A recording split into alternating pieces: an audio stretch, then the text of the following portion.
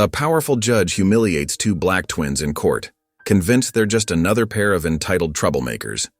He mocks them, dismisses their protests, and is moments away from handing down a harsh sentence, until the doors swing open. And in walks the last man he ever expected to see, the man who could destroy his career with a single word. Because these twins aren't just anybody. They're the children of his own boss. What happens when the truth comes crashing down? And will this judge's arrogance cost him everything? Stay tuned for a gripping story of power, justice, and an unexpected reckoning. Before we get into the story, comment below where in the world you are watching from today. The morning sunlight streamed through the counselor's office windows, catching the gold-embossed lettering on the invitations in Jamal and Jasmine Carter's hands. The twins sat straight-backed in their chairs, their excitement barely contained as they exchanged quick glances. Their mother, Monica Carter, sat between them, her warm brown eyes shining with pride, her hands clasped tightly in her lap. Mrs. Thompson, the school counselor, adjusted her reading glasses and smiled broadly, the crow's feet at the corners of her eyes deepening. I have to say, in all my years here at Roosevelt High, I've rarely seen students with such outstanding achievements. Both of you maintaining perfect GPAs while leading multiple clubs and volunteering. It's remarkable. Your dedication truly sets you apart. Jamal's fingers tightened around his invitation, creating small creases in the thick paper. We've worked hard for this, he said, his voice steady but thrumming with energy. This scholarship could help me get into the law program I've been dreaming about. There's so much work to be done in our justice system. And the medical track for me, Jasmine added softly, her smile matching her brother's intensity as she smoothed her invitation flat against her knee. Being able to attend an Ivy League school would open so many doors. The opportunities for research alone are incredible. Mrs. Thompson nodded, shuffling through their files on her desk, the papers rustling in the quiet office. Your applications are exceptional. Jamal, your essay on civil rights reform was particularly powerful. And Jasmine, your research project on healthcare disparities in underserved communities was brilliant. The passion you both show comes through in everything you do. Monica placed a gentle hand on each of her children's shoulders, feeling their nervous energy beneath her touch. They've always pushed each other to excel, she said, her voice warm with maternal pride. When one stays up late studying, the other won't go to bed either. I've lost count of how many times I've found them asleep at the kitchen table with their books still open. Mom? Both twins protested in unison, their cheeks flushing slightly, causing everyone to laugh. This luncheon next week, Mrs. Thompson continued, tapping the invitations with her index finger, will put you in front of the scholarship committee directly. It's a rare opportunity. They don't often meet with candidates personally. Jamal leaned forward, his expression serious, shoulders squared with determination. I want them to know that this isn't just about getting an education for myself. Every opportunity we get has to be used to create real change. The law needs to work for everyone, not just the privileged few. We need voices from all communities in these conversations. Jasmine nodded in agreement, her hands folded neatly in her lap. And in medicine, we need doctors who understand different communities, who can relate to their patients. That's the kind of doctor I want to be. Someone who sees the whole person, not just the symptoms. Monica squeezed their shoulders gently, feeling a familiar surge of emotion. I'm so proud of you both, she said, her voice thick with emotion. But remember what we've always talked about. Stay grounded. These opportunities came through hard work, yes, but they also come with responsibility. Your father and I have always taught you that. Your mother's right, Mrs. Thompson agreed, pushing her glasses up on her nose. These scholarships are life-changing. You've earned this chance, but it's what you do with it that matters most. I have no doubt you'll make the most of it. As they stood to leave, Mrs. Thompson handed them each a folder with additional information about the luncheon, the glossy paper catching the light. Walking down the school corridor afterward, their footsteps echoed with purpose against the polished floors. Monica pulled out her phone, quickly dialing her husband's number. Marshall? Yes, we just finished with Mrs. Thompson, Monica spoke into the phone, her face glowing with joy. The kids got the invitations to the scholarship luncheon, Yes, both of them. She listened for a moment, then smiled warmly. Dinner tonight? Perfect. The kids will love that. They deserve to celebrate. Jamal and Jasmine walked ahead, their heads close together as they discussed their dreams for the future, their whispered conversation punctuated by occasional laughs. The morning sun through the hallway windows cast their shadows long before them, stretching toward the possibilities that lay ahead. Do you think Dad will try to give another one of his responsible choices speeches at dinner? Jamal whispered to his sister, nudging her shoulder playfully, making her laugh. Probably, Jasmine replied with a grin, adjusting the strap of her backpack.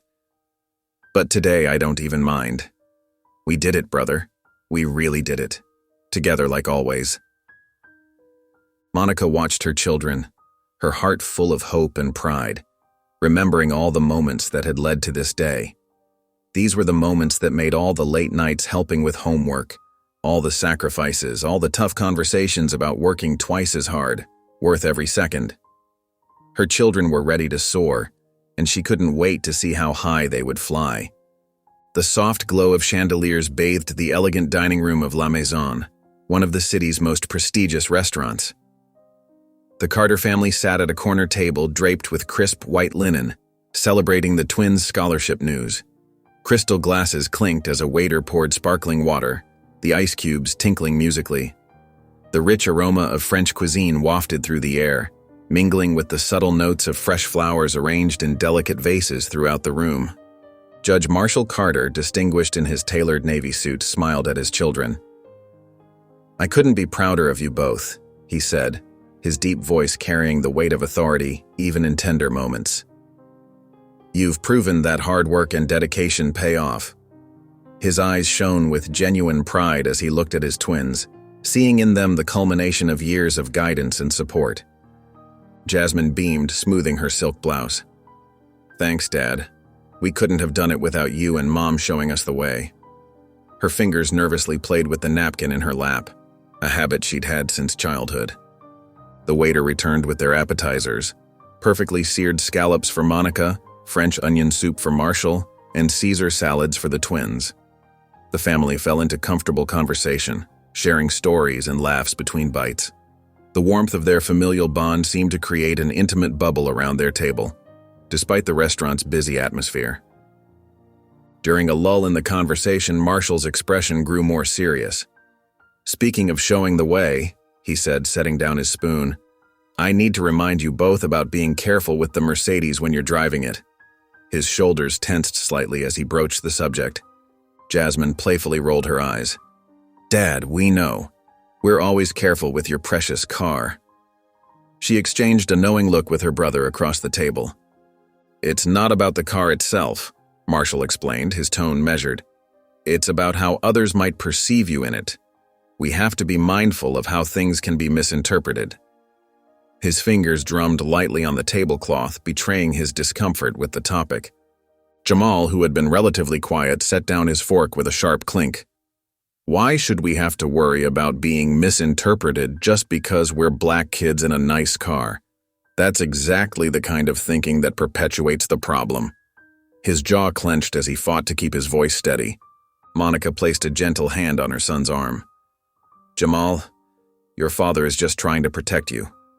Her touch seemed to calm him slightly, though the tension remained visible in his shoulders.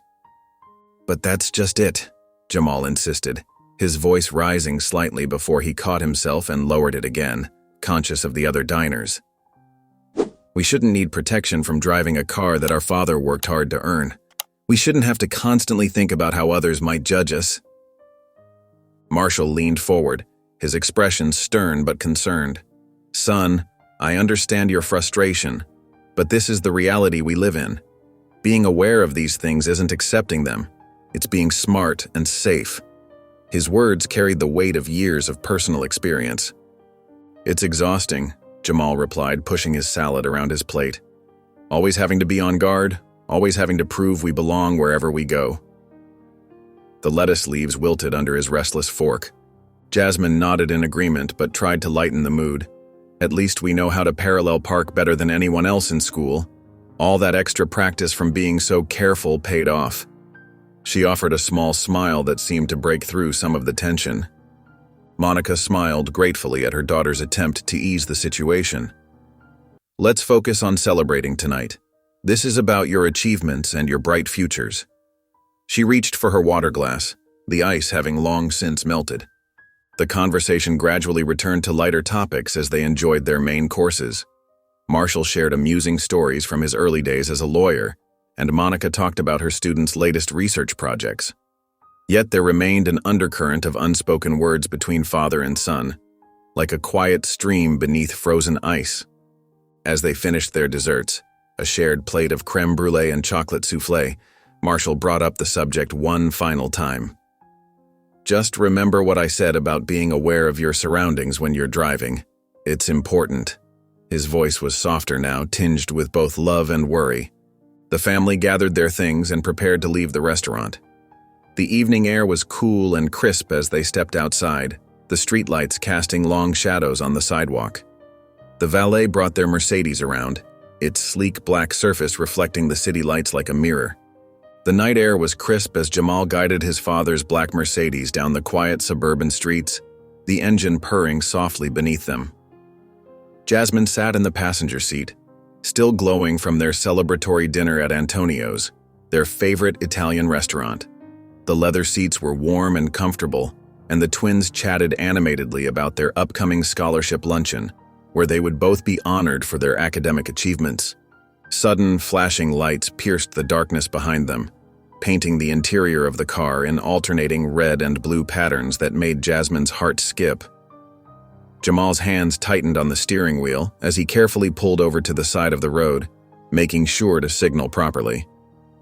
"What did I do wrong?" Jamal asked, his voice tight with tension. "I was going the speed limit. I stopped at every sign."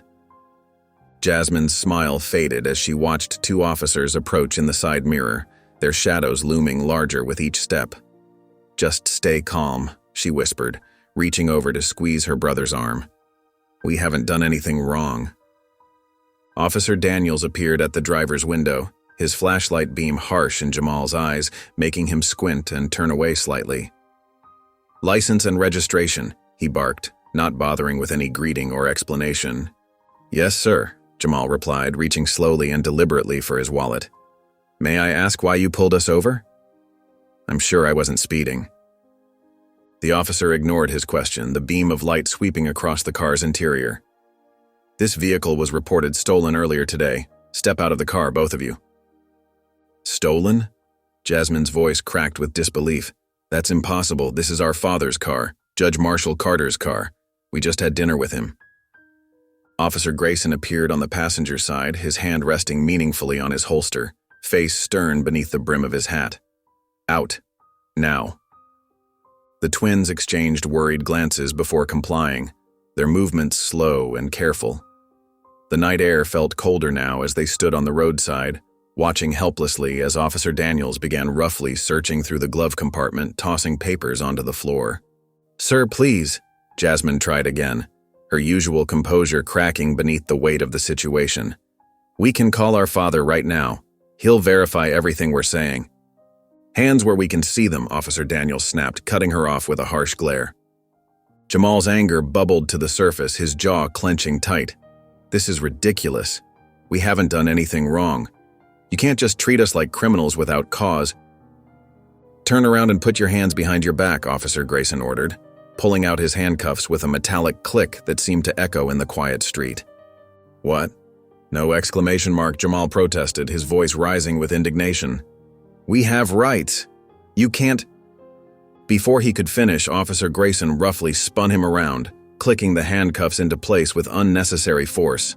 Jasmine watched in horror as her brother was restrained, tears welling in her eyes as Officer Daniels approached her with another pair of handcuffs glinting in the streetlight. The metal was cold against their wrists as the officers shoved them into the back of the patrol car, the plastic seats hard and uncomfortable beneath them. Through the window, they could see the officers continuing to search their father's Mercedes, pulling out bags and belongings, carelessly scattering their dinner leftovers across the seats like so much garbage.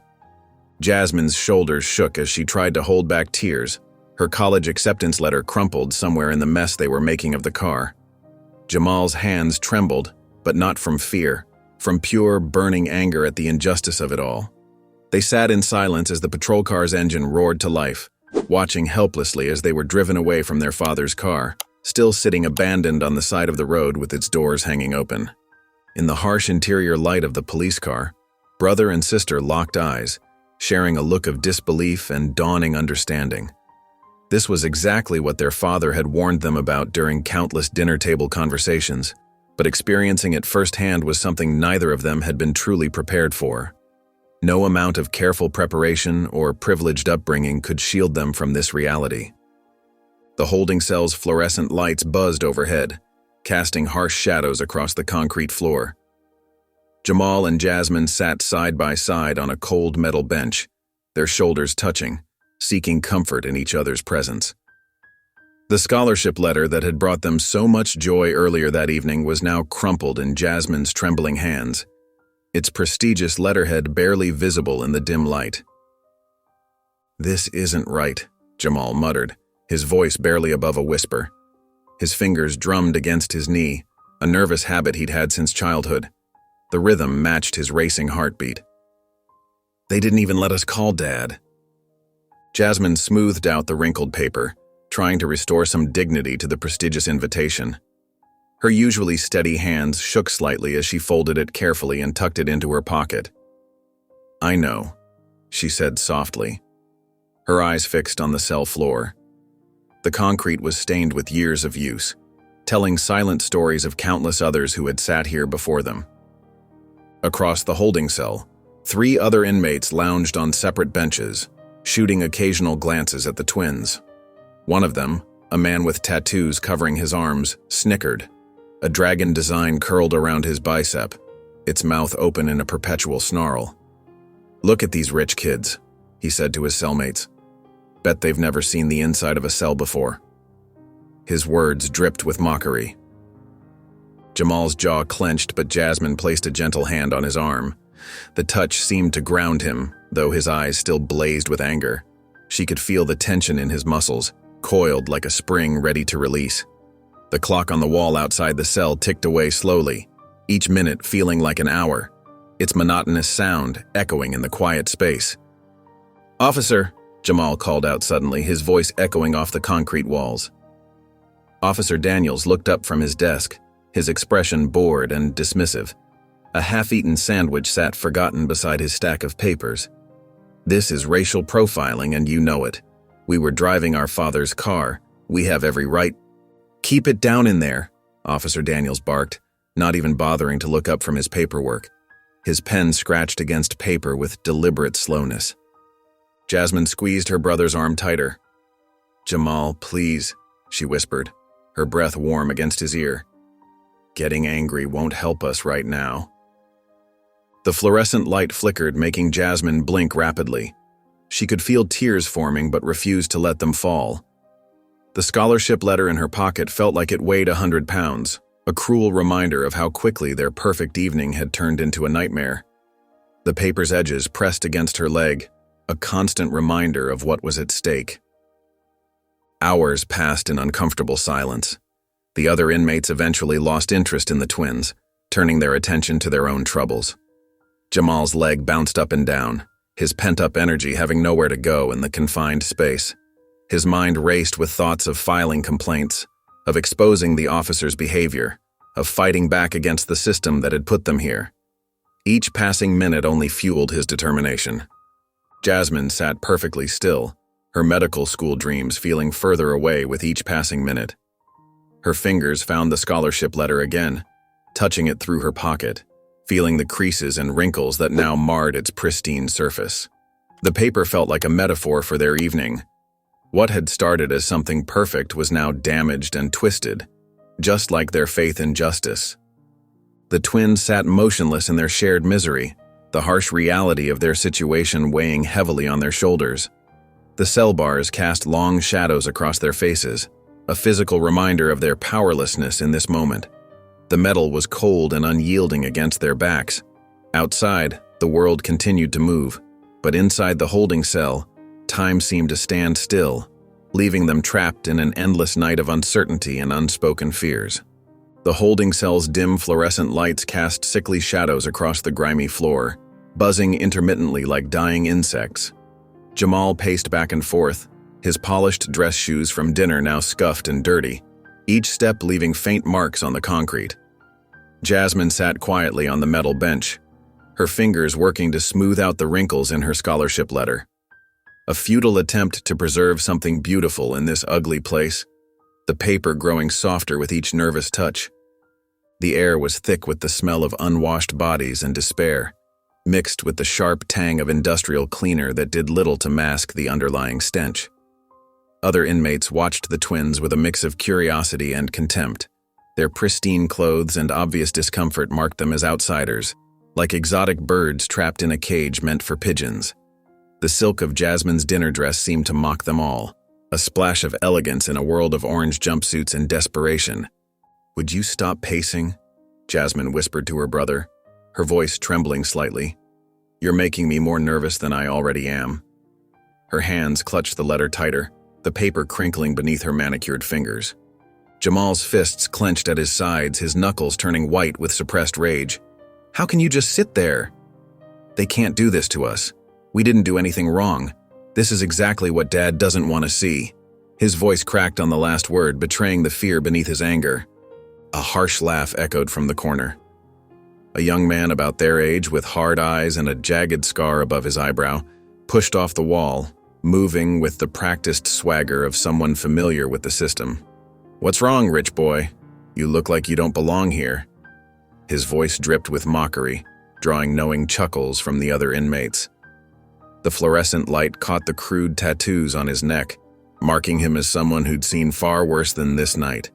Another inmate, sprawled on a bench nearby, joined in, scratching at his stubbled chin. "What they got you for? Being too perfect? Daddy's credit card stopped working?" His yellowed teeth flashed in a predatory grin. Jamal took a step toward them, his body coiled like a spring, but Jasmine's hand shot out, grabbing his sleeve. Her fingers dug into the expensive fabric of his dinner jacket, leaving small creases. "Don't," she warned quietly, her eyes pleading. "It won't help anything." The tremor in her voice betrayed how close she was to breaking. Heavy footsteps approached the cell, echoing off the concrete walls. Officer Daniels appeared, his face set in a smirk as he tapped his baton against the bars, creating a metallic rhythm that set everyone's teeth on edge. "No phone calls till processing is done," he announced, his eyes fixed on the twins with barely concealed satisfaction. The badge on his chest caught the harsh light, a symbol of authority that now seemed more threatening than protective. "That's not right," Jamal protested, stepping closer to the bars. "We have the right to—" The officer's laugh cut him off, sharp and cruel. "Rights? You should have thought about those before stealing that fancy car." He turned and walked away, his boots echoing down the corridor like thunder, leaving behind a silence heavy with unspoken fears. The hours crawled by like years, marked only by the occasional shout from another cell or the distant slam of metal doors. The scholarship letter in Jasmine's hands became more wrinkled with each passing minute, the creases forming a map of their desperation. She'd been so proud of it earlier, showing it to their parents at dinner. Now it felt like a cruel joke, a reminder of how quickly dreams could turn to dust. The Harvard letterhead seemed to mock her from beneath the folds. Jamal finally stopped pacing and slumped down beside his sister, the fight draining from his body. His anger had settled into something deeper, something that burned in his chest like acid. The pristine future they'd imagined, him in law school, her in medical school, seemed to blur and fade with each tick of the clock on the wall, like a photograph left too long in the sun. His fingers traced absent patterns on his knee, remembering how just hours ago they'd been holding crystal water glasses at one of the city's finest restaurants. Through the small barred window, the first hints of dawn began to paint the sky in shades of gray and pink. Jasmine wiped away silent tears with the back of her hand, trying to hide them from the other inmates who had finally begun to doze off. The pearl earrings their mother had given her for graduation caught the weak light, a painful reminder of the world they'd been torn from. The cell was quieter now, filled only with the sound of shallow breathing and occasional snores, but the weight of their situation pressed down harder than ever. The scholarship letter trembled in Jasmine's hands as she folded it carefully, tucking it into her pocket like a fallen leaf. Her fingers brushed against the smooth paper, a reminder of everything they stood to lose. Jamal sat beside her, his shoulders tense, his jaw clenched, as the reality of their situation continued to sink in with each passing moment, their dreams of the future growing dimmer with the approaching dawn. The distant sound of a police siren wailed somewhere in the city, a mournful cry that seemed to echo their own despair. The looming courthouse stood as a formidable presence, its stone facade a symbol of the prejudices that had long permeated its halls. Inside courtroom 237, the harsh fluorescent lights cast unyielding shadows across Judge William Hargrove's weathered face as he settled into his leather chair. His fingers drummed impatiently against the polished oak desk, eager to begin the next case, his mind already focused on the task at hand. The bailiff approached Hargrove, placing a manila folder before him. "The Carter twins, Your Honor," he announced, his voice betraying a hint of unease. Hargrove's lips curled into a familiar scowl as he flipped through the pages, his brow furrowing with disdain. Another case of privileged youth, he thought, convinced they were above the law. He'd seen it countless times before, children from wealthy families who believed their money and status could shield them from the consequences of their actions. "Another pair of entitled troublemakers," he muttered, shaking his head in contempt, his voice dripping with a deep-seated cynicism forged from decades on the bench. Across town in Judge Marshall Carter's office, the phone rang, its hushed, nervous tone sending a chill down the seasoned jurist's spine. "Judge Carter, you need to know something. Your children, they were arrested last night." Marshall's hand tightened around the receiver, his knuckles turning white as a mix of concern and outrage flooded his voice. "What? Why wasn't I notified immediately?" he demanded, his mind racing with the implications of this news. "Sir, there's more. Judge Hargrove is presiding over their case." The name hit Marshall like a physical blow, its bitter taste lingering on his tongue. "Hargrove," he murmured, the weight of their long-standing feud settling heavily on his shoulders. Back in the courtroom, Hargrove straightened his robes, his mind already formulating his opening remarks. The twins would be brought in soon, and he was ready to make an example of them, determined to show them that status and privilege could not shield them from his version of justice, no matter how skewed it might be. Jamal and Jasmine sat in a holding cell adjacent to the courtroom, their once pristine clothes now wrinkled from a night in jail. Jasmine's scholarship letter lay crumpled in her pocket, a poignant reminder of how quickly dreams could turn to dust. Jamal's jaw was set, his eyes burning with a mixture of exhaustion and defiance, his spirit unbroken despite the challenges they faced. The bailiff approached their cell, his gruff voice cutting through the tense silence. "Time to go," he announced, signaling the start of a trial that would test the limits of justice and challenge the deeply rooted prejudices that had long plagued the system. Unaware of the gravity of the situation, Judge Hargrove settled into his chair, ready to begin another day of dispensing what he believed to be justice, his rulings oblivious to the profound impact they would have on the lives of the Carter twins and the broader struggle for equality. The courtroom buzzed with anticipation as Judge William Hargrove strode to his bench, his black robes billowing behind him like dark wings. The room stood in unison, a practiced ritual of respect that felt hollow given the circumstances. Jamal and Jasmine Carter sat rigidly at the defendant's table, their shoulders touching for mutual support, their matching navy blazers a reminder of their shared predicament. "All rise, the Honorable Judge William Hargrove presiding," the bailiff announced, his voice echoing off the wood-paneled walls and ornate ceiling. Hargrove settled into his high-backed leather chair, adjusting his reading glasses as he peered down at the case file through steel-rimmed lenses. His lips curled into a subtle smirk that made Jasmine's stomach turn. The young prosecutor shifted uncomfortably in her sensible heels, clutching her papers a bit too tightly, her freshly pressed suit doing little to hide her unease. "Case number 2347, the state versus Jamal and Jasmine Carter," the bailiff read out, his voice carrying across the hushed chamber. From the back of the courtroom, Officers Daniels and Grayson stood with their arms crossed, looking pleased with themselves. their badges gleaming under the fluorescent lights. The gathered crowd whispered among themselves, their hushed voices creating a low hum of judgment that seemed to press in from all sides. Hargrove leaned forward, his weathered hands clasped before him on the polished wood of his bench. "Well, well, what do we have here?" His voice dripped with condescension, each word carefully measured. "Seems like we have some young people who think the rules don't apply to them." Jamal's jaw clenched, a muscle twitching beneath his skin. "We didn't do anything wrong, Your Honor." His voice was steady, but his hands trembled beneath the table, betraying his inner turmoil. The judge's eyebrows shot up in mock surprise, the wrinkles on his forehead deepening. "Is that so? Driving a stolen vehicle isn't wrong?" "It wasn't stolen," Jasmine spoke up, her voice wavering slightly, her perfectly braided hair quivering with the force of her emotion. "The car belongs to our father." A cruel chuckle escaped Hargrove's lips, echoing in the high-ceilinged room. "Oh, so now Daddy's a rich man, is he?"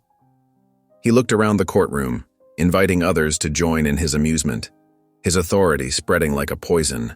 Several spectators laughed, the sound like needles against the twins' skin, while others shifted uncomfortably in their seats. Jamal's fingers dug into the wooden table, his knuckles turning white against his brown skin. Beside him, Jasmine blinked rapidly, fighting back tears of humiliation that threatened to spill down her cheeks.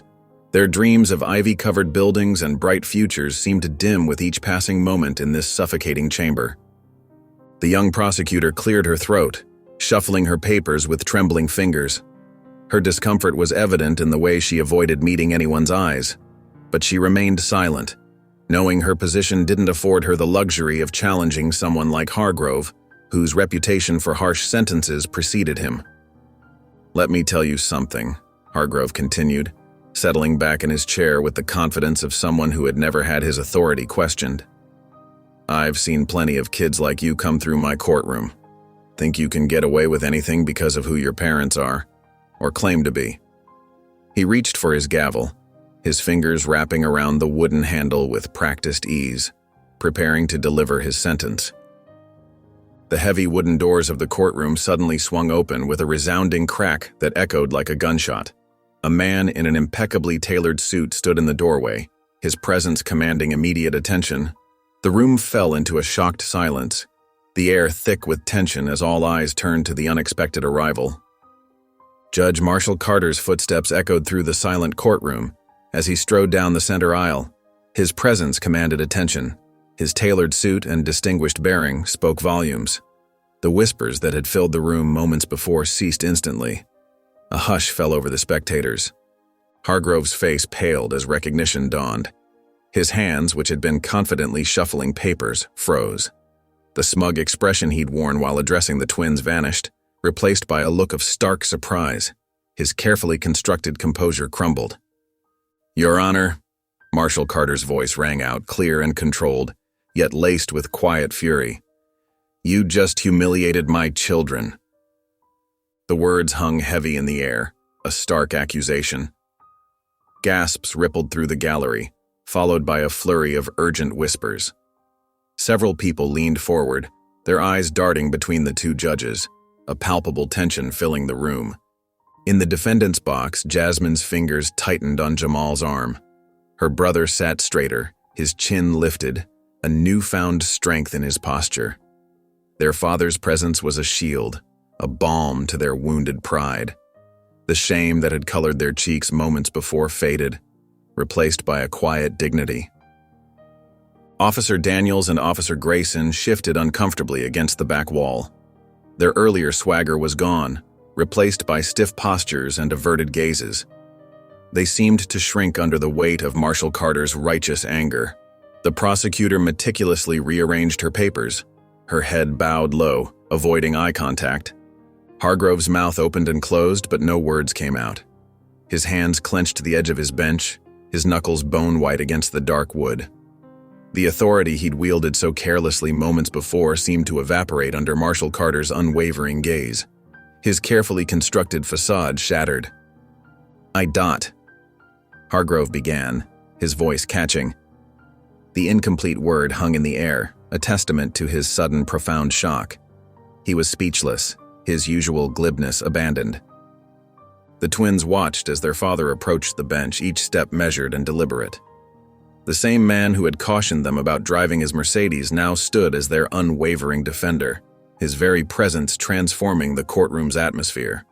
For the first time since their arrest, a flicker of hope replaced the despair in their eyes. A silent promise passed between father and children. Hargrove sat high above, yet he had never appeared smaller in his own courtroom. The gavel, which had seemed a weapon moments before, lay forgotten on his desk, as powerless as his previous authority. His arrogance had been stripped bare. The clock's steady ticking filled the courtroom as Judge Marshall Carter stood before Judge Hargrove's bench. The fluorescent lights cast harsh shadows across Hargrove's now pale face as he gripped the edge of his desk, his knuckles turning white with tension. Beads of sweat dotted his forehead, betraying his growing discomfort. I was simply following standard procedure," Hargrove stammered, his earlier confidence evaporating like morning dew. His voice cracked slightly on the last word, a far cry from his usual authoritative tone. Marshall Carter's eyes narrowed. "Were you? Or were you following your assumptions?" His words cut through the air like a blade. "Because from where I stand, you took one look at my children and decided their guilt before hearing a single fact." The controlled anger in his voice made the words even more powerful. Jamal and Jasmine sat straighter in their chairs, their exhaustion temporarily forgotten as they watched their father command the room. Jasmine's fingers still clutched her crumpled scholarship letter, but now it felt like a badge of honor rather than a mark of shame. Her brother's jaw clenched and unclenched as he fought to contain his emotions. "The procedure," Marshall continued, his voice steady but charged with emotion, "would have been to review the evidence, to notice that the car was registered to a federal judge, to question why 2 honor students with no prior records would suddenly decide to steal a car." Each point landed like a hammer blow, methodically dismantling Hargrove's defense. Hargrove's mouth opened and closed, but no words came out. The prosecutor shuffled her papers, keeping her eyes down but clearly relieved that someone had finally challenged the judge's bias. Her shoulders relaxed slightly as if a weight had been lifted. "Instead," Marshall pressed on, "you chose to mock them, to assume they were lying about their father, to treat them like common criminals because of how they look." His words echoed off the wood-paneled walls, filling every corner of the courtroom. Officers Daniels and Grayson shifted uncomfortably at the back of the courtroom. Their earlier smugness had vanished, replaced by the dawning realization that they'd made a catastrophic error in judgment. Grayson tugged at his collar while Daniels stared fixedly at the floor. "Your Honor," Hargrove finally managed, his voice barely above a whisper, "I assure you, if I had known—" His hands shook as he adjusted his reading glasses, a nervous habit he'd never displayed before. "If you had known they were my children?" Marshall interrupted, his tone sharp. "That's precisely the problem, isn't it? Justice shouldn't depend on who their father is.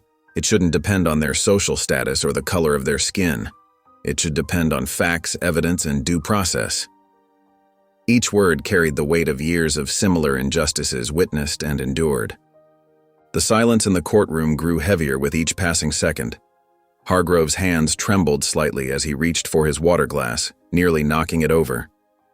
The usually composed judge looked smaller behind his bench, diminished by the truth of Marshall's words.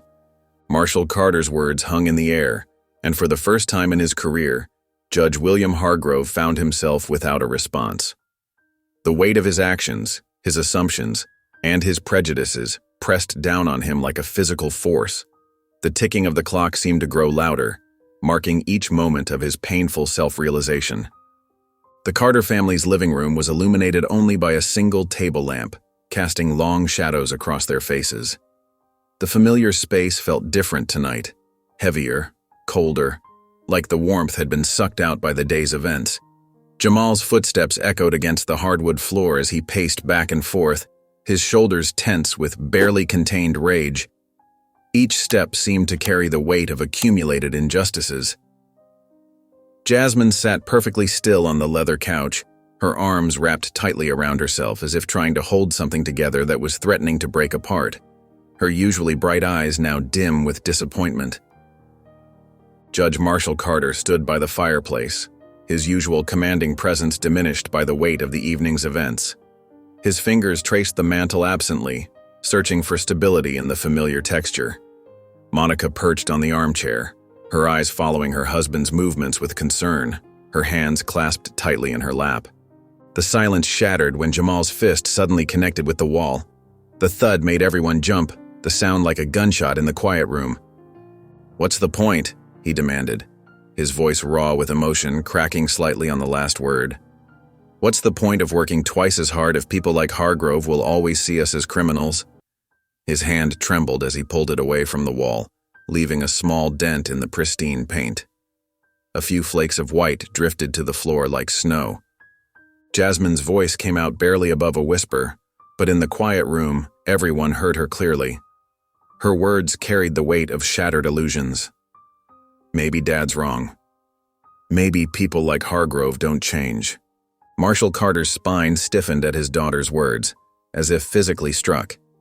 He'd spent his entire career believing in justice, in the system's ability to correct itself. But tonight, that belief felt hollow, like a foundation crumbling beneath his feet. Monica watched her husband carefully, noting how his usual confidence seemed to crack around the edges, spreading like fissures in glass. "All those times you told us to trust the system," Jamal continued, turning to face his father. His eyes glistened with unshed tears of frustration, reflecting the dim lamplight. "All those lectures about playing by the rules, about doing things the right way." He threw his hands up in defeat, the gesture both angry and helpless. "Dad, you keep saying the system works, but did it work for us? Did it work for us today?" Marshall Carter stood still, the weight of his children's experiences pressing down on his shoulders like a physical burden. After what felt like an eternity, he spoke, his voice heavy with realization. "Not this time." The twins exchanged glances, the admission hanging heavy in the air between them like smoke. Without another word, they both stood and left the living room, their footsteps echoing down the hallway until their bedroom doors closed with quiet clicks that seemed to echo with finality. Marshall and Monica remained in the living room, sharing a worried look across the space between them. The dent in the wall stood as a stark reminder of the evening's pain. For the first time in his long career, Marshall Carter found himself questioning whether the system he had dedicated his life to defending might be fundamentally broken, and whether his unwavering faith in it had somehow failed his children. The Sunday morning sunlight streamed through the kitchen windows, but it did nothing to warm the cold atmosphere inside. The usual cheerful clinking of plates and glasses was replaced by heavy silence, broken only by the occasional scrape of a fork against china. Even the birds outside seemed to sense the tension, their usual morning songs muted and distant.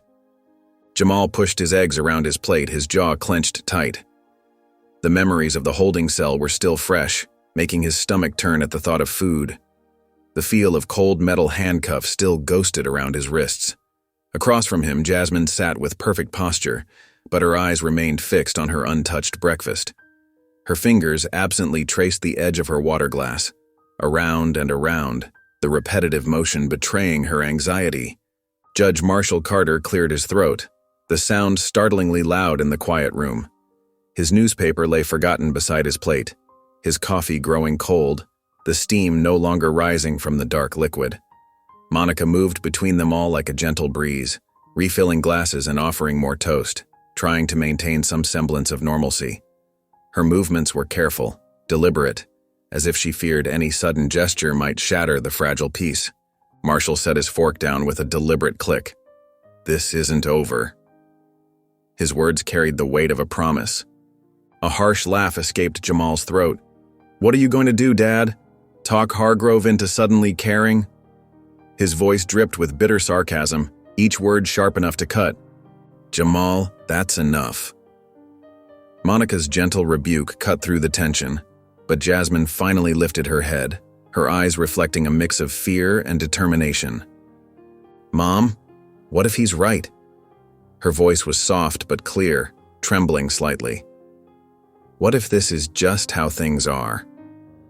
The defeat in her tone made Monica's heart ache, and she paused in her endless tidying.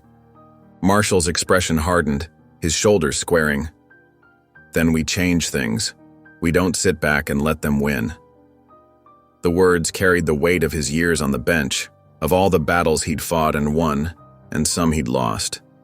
Jamal shook his head, pushing his plate away with barely contained frustration. "People like Hargrove don't lose, Dad."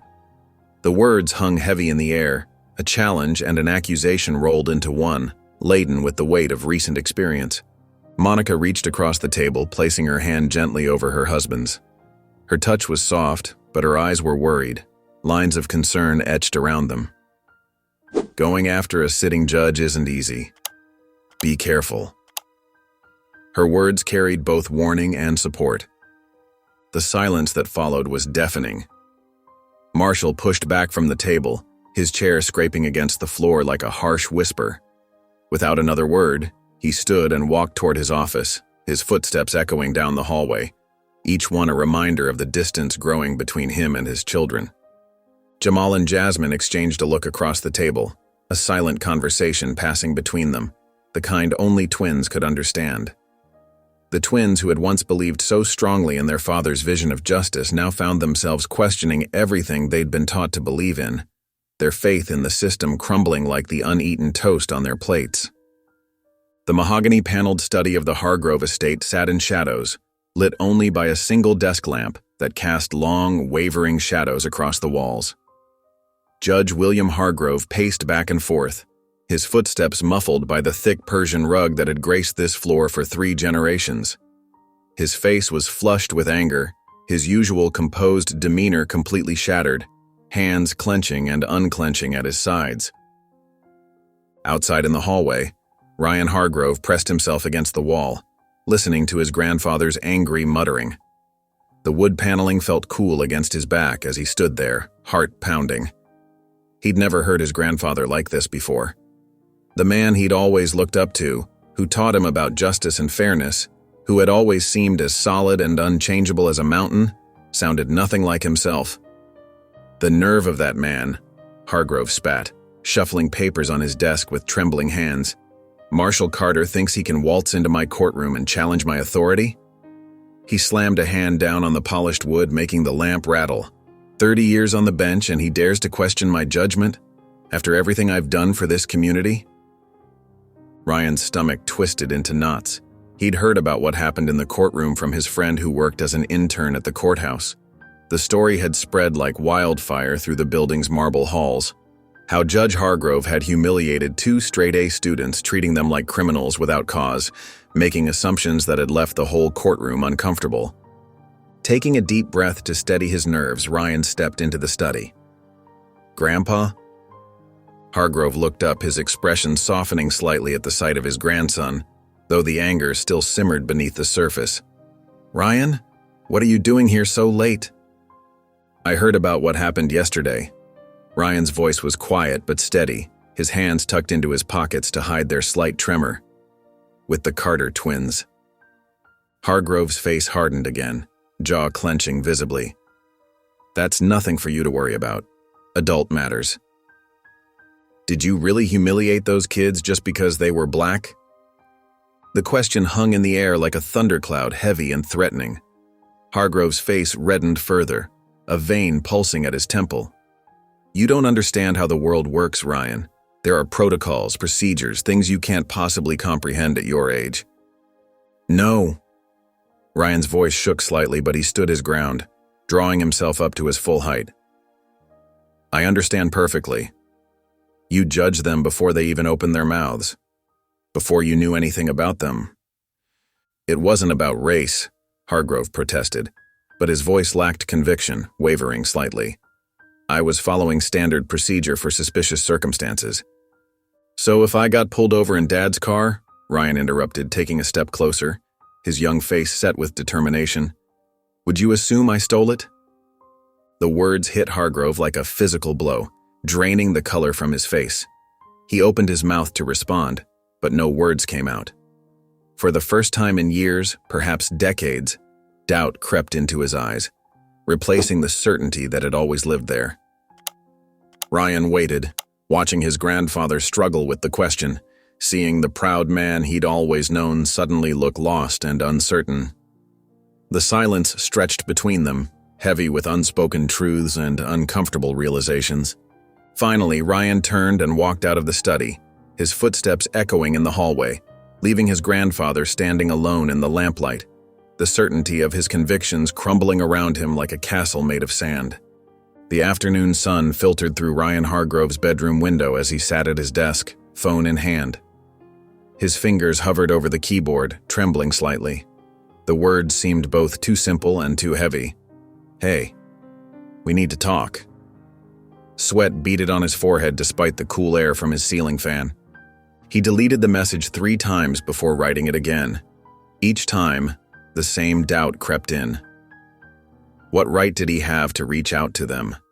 Would they even want to hear from him? His stomach churned as he thought about what his grandfather had done. The weight of shame pressed down on his shoulders like a physical burden. The message sat there, waiting to be sent. Ryan ran his hand through his dark hair, remembering how his grandfather had always taught him about dignity and respect. Now those lessons felt hollow, like empty words from a man who didn't practice what he preached. The framed family photo on his desk seemed to mock him with its perfect smiles and carefully arranged poses. Across town, Jasmine Carter's phone buzzed on her desk. She picked it up, her eyes widening slightly as she read the message. "Ryan wants to meet," she said, turning to Jamal, who was sprawled on her bed, attempting to study but mostly just staring at the ceiling. Her chemistry textbook lay forgotten beside her, pages marked with neat, colorful notes. Jamal's face hardened instantly. "And say what? Sorry my grandpa is racist?" His voice dripped with sarcasm, but Jasmine could hear the hurt beneath it. He picked at a loose thread on her bedspread, avoiding her gaze. She twisted a strand of her hair, considering. "Maybe we should at least hear him out." The words came out carefully, measured. She'd always been the more diplomatic twin. The afternoon light cast shadows across her face as she watched her brother's reaction. "No," Jamal said firmly, sitting up. "We don't owe him anything." His hands clenched into fists, then relaxed. The memory of the holding cell was still too fresh, too raw. The cold metal bench, the echoing footsteps, the humiliation, it all came rushing back. Jasmine sighed, looking back at her phone. "Fine, but I want to hear what he has to say." She understood her brother's anger. She felt it too. But something in Ryan's message seemed genuine. Their shared history of science fairs and study groups couldn't be completely meaningless. Jamal stared at the ceiling again, his jaw working. The silence stretched between them until he finally exhaled heavily. "Fine," he muttered. "But I'm not shaking hands." His voice carried the weight of their father's disappointment and their mother's quiet fury. Jasmine's fingers moved quickly over her phone screen, typing out the response. "Meet us tomorrow. 6 p.m. cafe near our school." She hit send before she could second-guess herself. In his bedroom, Ryan's phone buzzed. He read the message, letting out a long breath he hadn't realized he'd been holding. The knot in his stomach tightened. Tomorrow would be the hardest conversation of his life. The setting sun cast long shadows across his room, a reminder that time was moving forward whether he was ready or not. The cafe buzzed with the gentle hum of conversation and the whir of coffee machines. Afternoon sunlight streamed through large windows, casting long shadows across the wooden tables. The aroma of fresh roasted beans and warm pastries filled the air, a stark contrast to the tension at one of these tables, where 3 teenagers sat in uncomfortable silence. Ryan Hargrove's hands were wrapped tightly around his untouched coffee cup, his knuckles white from tension. A bead of condensation trickled down the side of the cup, pooling unnoticed on the table. Across from him, Jamal Carter's rigid posture and crossed arms made it clear he'd rather be anywhere else. His foot tapped an agitated rhythm against the floor. Between them, Jasmine Carter sat perfectly still, her eyes moving between the 2 boys like a referee waiting for the first punch. The silence stretched until Ryan cleared his throat. "I know my grandfather was wrong." His voice came out smaller than he intended, barely carrying over the cafe's ambient noise. He shifted in his seat, the leather cushion creaking beneath him. Jamal leaned forward, his eyes blazing with barely contained anger. "Oh, do you?" The words dripped with sarcasm. His fingers drummed against his bicep, each tap like a countdown to explosion. Ryan's shoulders hunched as he stared down at his coffee. "I don't know how to fix it, but I want to try." The admission felt weak even to his own ears, and he watched a wisp of steam curl up from his cup, wishing he could disappear with it. Jasmine watched her brother carefully, noting how his jaw clenched and unclenched. The cafe seemed to grow quieter around them, as if holding its breath. She could feel the weight of unspoken words hanging in the air between them. "You want to fix it?" Jamal's voice rose slightly, drawing glances from nearby tables. "Then go tell your grandfather to admit he's a racist and step down." His words cut through the cafe's peaceful atmosphere like a knife. Ryan flinched as if he'd been slapped. His face paled as he struggled to find words, lips moving soundlessly before managing to speak. I don't know if he's ready for that." He wrapped his arms around himself as if trying to hold himself together. The response ignited something in Jamal. His hand came down hard on the table, making their cups rattle and coffee slosh dangerously close to the rims. "Then why are we even talking?" Several heads turned their way, conversations falling silent. A barista paused mid-pour, watching the scene unfold. Jasmine finally broke her silence, her voice calm but firm. "Because at least he's here." Jamal pushed his chair back with a harsh scrape against the floor. "We're done here." He stood up, trembling with barely contained rage, his shadow looming over the table.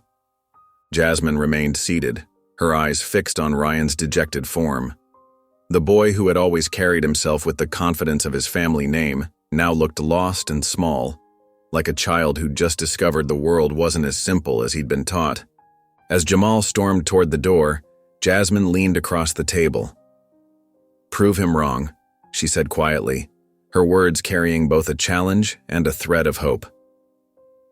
Ryan nodded slowly, watching as the Carter twins left the cafe. The door's bell chimed their exit, leaving him alone with his cold coffee and heavy thoughts.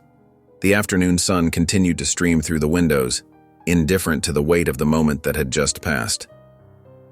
The grandfather clock's steady ticking echoed through the Hargrove estate, each sound marking another moment of tension. The antique timepiece had witnessed generations of family discussions, but none quite like this. Ryan Hargrove stood outside his grandfather's study, his heart pounding against his ribs. The polished wooden door loomed before him like a barrier between truth and denial, its brass handle gleaming in the afternoon light. Taking a deep breath, he pushed it open. Judge William Hargrove sat behind his massive mahogany desk, reading glasses perched on his nose as he reviewed case files. Stacks of legal documents surrounded him like paper fortresses. He barely looked up when Ryan entered, maintaining the air of authority that had defined him for decades on the bench. "Grandpa," Ryan said, his voice steadier than he felt, his hands clenched at his sides. "We need to talk." Hargrove glanced up, removing his glasses with deliberate slowness. "What is it, Ryan?" "I'm rather busy with these appeals." Ryan stepped closer to the desk, his fingers brushing against the smooth wood that had been polished to a mirror shine. "I met with Jamal and Jasmine yesterday." A flash of irritation crossed Hargrove's face, deepening the lines around his mouth. He scoffed, leaning back in his leather chair, which creaked under his weight. "Let me guess. They're still playing the victim?" The dismissive tone in his grandfather's voice made Ryan's blood boil. His shoulders tensed as he struggled to maintain his composure. "No, Grandpa. They're telling the truth, and you refuse to see it." Hargrove shook his head, waving his hand dismissively as if shooing away an annoying fly. "I applied the law fairly. That's my job. It's what I've always done." Something snapped inside Ryan. He slammed his fist on the desk, making the brass lamp rattle and several papers flutter to the floor. "No! You humiliated them. You assumed they were criminals before you even read their case. You saw their skin color and nothing else." Hargrove's face darkened like storm clouds gathering. His voice took on a dangerous edge that had silenced countless courtrooms. "Watch your tone, Ryan." Ryan didn't back down. Instead, he leaned forward, meeting his grandfather's stern gaze with fierce determination. "You always told me to stand up for what's right. I'm doing that now. But you? You're a coward hiding behind your gavel and your privilege." The words hung in the air like smoke, bitter and suffocating. Hargrove's face paled, his mouth opening slightly in shock.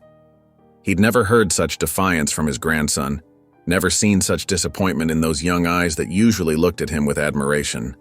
Ryan turned and stormed out of the study, the door slamming behind him with a thunderous crack that seemed to shake the very foundation of the house. Alone in his study, Judge William Hargrove sat back in his chair, staring at the closed door. His chest felt tight, as if someone had wrapped iron bands around his ribs. The grandfather clock continued its relentless ticking, counting down the moments of his certainty. For the first time in his long career, he wondered if he was truly the man he thought he was, or if his grandson's words had finally exposed the truth he'd been denying all along. Judge William Hargrove's chambers felt unusually cold that Wednesday morning, despite the warm sunlight streaming through the tall windows. The familiar space, usually a sanctuary of certainty and authority, now seemed to mock him with its grandeur. His grandson Ryan's words from the night before kept echoing in his mind. "You're a coward." The accusation had cut deeper than any he'd faced in his 40 years on the bench. Hargrove's fingers drummed against his polished desk, his wedding ring making a soft tapping sound that seemed to count out his mounting anxiety. The morning's coffee sat untouched, growing cold beside a stack of case files, its bitter aroma a reminder of countless mornings spent delivering what he'd always believed was justice. His eyes kept drifting to the Carter twins file, its edges worn from his constant handling over the past few days, each crease a testament to his growing unease. The door creaked open, and Sarah Mills, his court clerk of 15 years, stepped in quietly. Her sensible heels clicked against the hardwood floor as she approached his desk with another stack of papers. She noticed something different about the judge, his usual stern demeanor replaced by something she'd never seen before: doubt. The change was subtle, but unmistakable in the slump of his shoulders and the deep lines around his mouth. "Sir, your next case is ready," she said, placing the new file carefully on his desk. "The Thompson hearing starts in 30 minutes. Her familiar efficiency felt like a lifeline to normalcy he couldn't quite grasp. Hargrove barely registered her words. Instead, he reached for the Carter twins file, opening it with trembling fingers. His own handwriting jumped out at him. Entitled "Troublemakers" scrawled in angry blue ink across the top. The words made his stomach turn, a physical reaction to his own prejudice he could no longer ignore. "What if I was wrong?" he whispered, not realizing he'd spoken aloud. The question hung in the air like a confession. Sarah paused at the door, surprised by the vulnerability in his voice. She'd never heard Judge Hargrove question himself before. In all their years working together, he'd been a pillar of unwavering conviction. His father's voice, a ghost from the past, whispered in his mind, "Justice isn't about emotions. It's about control." The words that had guided his entire career now felt hollow, even cruel. He remembered how his father would sit at their dinner table, proudly declaring that the law was colorblind, his face flushed with self-righteousness. But now, looking at his notes about the Carter twins, Hargrove could see nothing but his own prejudice staring back at him, as clear as a reflection in still water. He rubbed his temple, feeling a headache building behind his eyes. The weight of decades of decisions pressed down on him like a physical burden. How many other times had he let his biases cloud his judgment? How many lives had he affected with his unexamined prejudices? Each question felt like another crack in the foundation of his certainty. Officer Daniels and Officer Grayson's report lay open before him, the official police letterhead suddenly seeming less authoritative than it had days ago. Their account of the twins' arrest now seemed riddled with inconsistencies he'd willfully ignored. The same assumptions he'd made about the twins were right there in the officer's report. Assumptions about who could own a luxury car, about what kind of people deserved the benefit of the doubt. The casual prejudice was so obvious now it made him feel sick. With a sharp movement, Hargrove closed the file. The sound echoed through his chambers like a gunshot, making Sarah jump slightly at her desk outside. He pushed back his chair and stood up, his decision made. For the first time in his career, he wasn't interested in being right. He wanted to understand how he'd been wrong. The realization felt like both an ending and a beginning. Judge William Hargrove stood at the bottom of the courthouse steps, his heart pounding harder than he'd like to admit. The building that had been his second home for decades now felt oddly intimidating. Each step up seemed to require more effort than the last, his polished shoes scuffing against the worn stone. Inside, the familiar marble halls echoed with his footsteps. Court staff who usually greeted him warmly now seemed to avoid his gaze, some suddenly finding urgent paperwork to examine or conversations to have in hushed tones. The weight of his recent actions pressed down on his shoulders like a heavy cloak, making him feel every one of his years. When he reached Judge Marshall Carter's office, he paused. Through the frosted glass, he could make out several figures, their shadows moving like accusatory ghosts. His hand trembled slightly as he knocked, his wedding ring tapping against the wooden door frame. "Come in," Marshall's voice commanded, firm and resolute. Hargrove entered to find not only Marshall but also Jamal and Jasmine Carter. The twins sat in chairs to the side of their father's desk, their presence making the spacious office feel suddenly cramped. Jasmine's face remained neutral, her hands folded carefully in her lap, but Jamal's eyes burned with barely contained anger, his fingers gripping the armrests of his chair. Marshall Carter sat behind his desk, his posture rigid and unwelcoming. The morning sun streaming through the window behind him cast his face in shadow. "I assume you're not here to defend yourself," he said, his voice carrying the weight of authority Hargrove usually wielded himself. Hargrove swallowed hard. "No." The twins exchanged a quick glance, surprise flickering across their faces. Jasmine's eyebrows lifted slightly, while Jamal's scowl deepened. Hargrove cleared his throat, fighting against years of ingrained pride and prejudice that seemed to stick in his chest like thorns. "I want to understand why you think I was wrong," he managed to say, the words feeling foreign on his tongue, each syllable a small battle against his ego. Jamal's response came quick and sharp like a knife. "You didn't listen to us. You saw 2 black kids and assumed the worst." His voice trembled with the weight of accumulated injustices. Hargrove felt his body stiffen at the accusation, old defenses threatening to rise like armor he'd worn too long. But before he could speak, Marshall cut in, his steady voice filling the tension-thick air. "You can't fix this if you won't acknowledge it," Marshall said, his words carrying the weight of truth Hargrove had been avoiding, each one striking like a hammer against his carefully constructed worldview. Hargrove's jaw clenched as he struggled with his response, feeling sweat gather at his collar. "I don't know how to fix it," he admitted, the confession leaving him feeling exposed and vulnerable, like a man stripped of his robes. Marshall leaned forward in his chair, his eyes locked on Hargrove's. The leather creaked beneath him as he moved. "Then you start by admitting what you did was wrong." The silence that followed felt electric.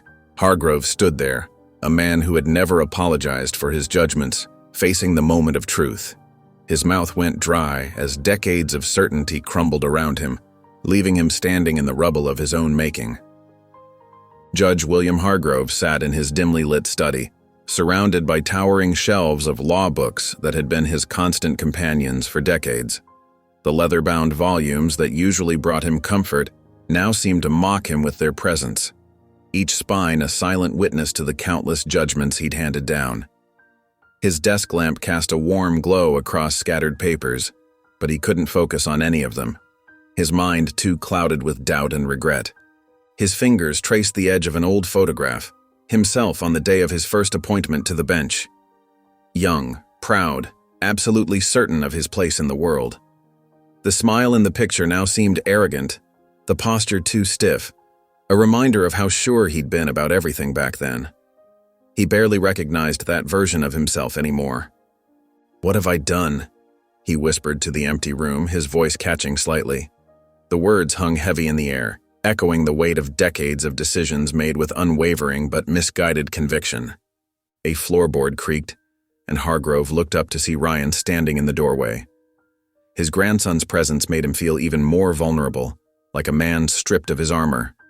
The usual mask of authority he wore had crumbled away, leaving only raw truth behind. "Grandpa?" Ryan's voice was gentle, almost cautious, as if approaching a wounded animal. For the first time in his life, Judge William Hargrove had no ready response, no quick judgment to hand down. He just stared at his grandson, his mouth slightly open but no words coming out. The eloquence that had served him so well in court had abandoned him completely. Ryan crossed the room quietly and settled into the leather chair across from the desk. The silence stretched between them, but it wasn't hostile anymore.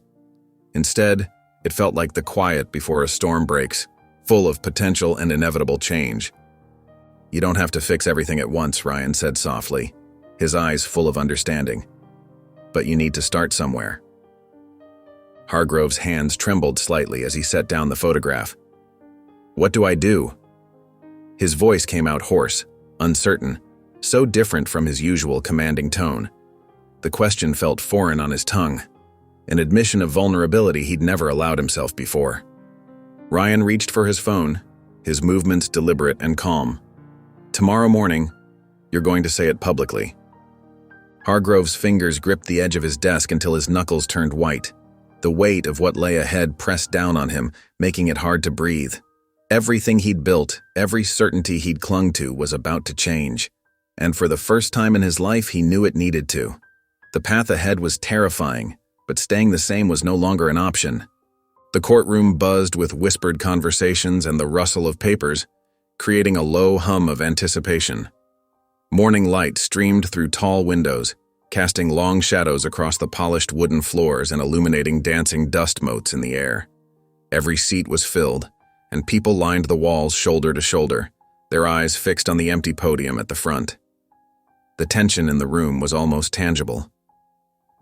Judge William Hargrove stood in his chambers, adjusting his robes one final time before the most difficult address of his career. His hands trembled slightly as he smoothed down the fabric, his weathered fingers catching on the familiar pleats. For the first time in his 30 years on the bench, his judicial robe felt heavy on his shoulders, like a weight pressing down on him, reminding him of every decision he'd ever made. When he entered the courtroom, the whispers died immediately, replaced by a thick silence. The silence was deafening, broken only by the soft sound of his footsteps. From his position, he could see the Carter twins sitting in the front row, their faces unreadable but their postures rigid with attention. Judge Marshall Carter stood to the side, his expression stern but attentive, hands clasped behind his back. In the back, Ryan watched with hopeful eyes, giving his grandfather a small nod of encouragement, his young face full of support. Hargrove approached the podium, his footsteps echoing in the hushed room like drumbeats. His fingers gripped the wooden edges tightly, seeking stability in their solid presence. The faces before him blurred slightly, and he blinked to clear his vision, feeling the weight of hundreds of eyes upon him. "I am here today to admit something I never thought I would have to."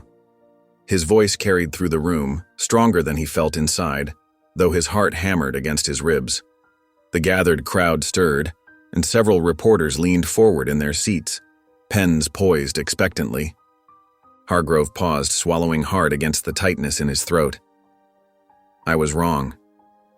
The words hung in the air like suspended crystals. Jasmine's eyes widened in surprise, her composed facade cracking slightly, while Jamal remained perfectly still, his gaze intense and unwavering, studying every micro-expression on the judge's face. Drawing a deep breath that seemed to fill his entire chest, Hargrove continued, "I allowed my biases to cloud my judgment. I humiliated two young people who deserved better. And for that, I apologize." Each word felt like it was being pulled from deep within him. The scratching of pens filled the silence as reporters hurriedly documented this unprecedented moment, their hands moving frantically across notepads. Judge Marshall Carter gave a slight nod, his expression softening almost imperceptibly, the stern lines around his mouth easing. When Hargrove stepped away from the podium, his hands were shaking more noticeably than before. He watched as Jamal and Jasmine exchanged meaningful glances, a lifetime of shared experiences passing between them in that single look. It wasn't forgiveness, he knew better than to expect that, but it was something. A beginning, perhaps, a crack in the wall between them. Marshall Carter stood quietly observing, his years of experience telling him that this public admission was just the first step in a much longer journey toward genuine change and understanding. Judge William Hargrove sat in his office, his fingers gripping the polished mahogany desk until his knuckles turned white. The morning sun cast long shadows through the Venetian blinds, creating bars of light across his face that seemed to mock his current situation. Outside his door, he could hear the constant murmur of voices and hurried footsteps. The courthouse was alive with speculation about his unprecedented public admission. The whispers and hushed conversations felt like a rising tide against his door.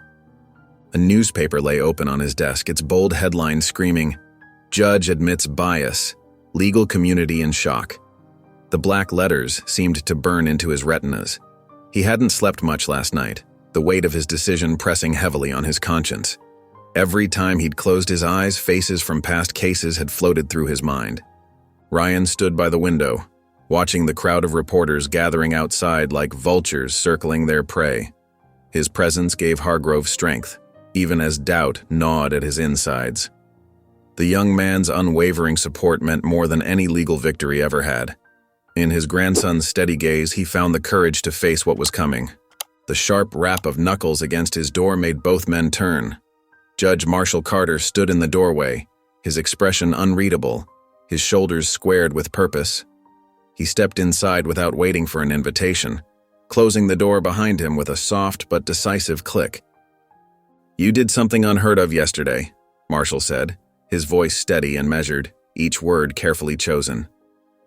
Hargrove nodded slowly, his voice coming out lower than usual, rough with emotion. "And now, I have to do more."